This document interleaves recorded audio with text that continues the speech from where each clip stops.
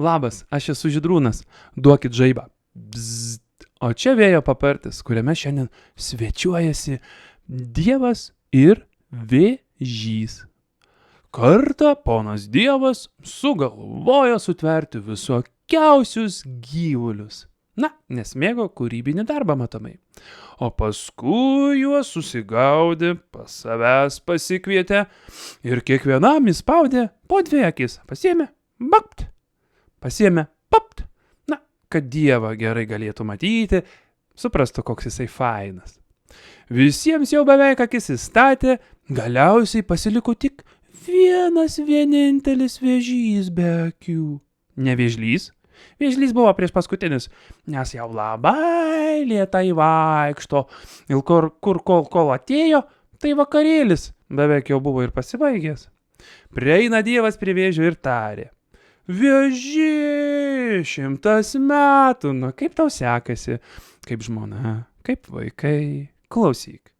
O tai kur tu buvai, kai aš visiems akis dalinau? Aš tavęs niekur nemačiau. Va, žiūrėk.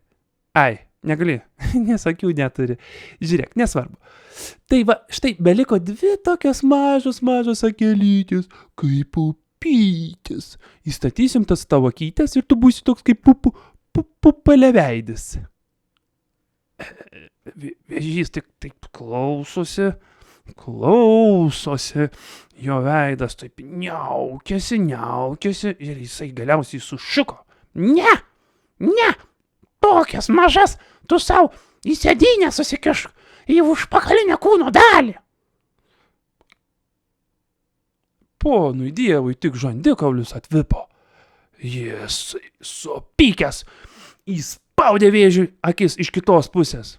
Todėl iki šiol vėžys atbulom išsigandęs vaikšto.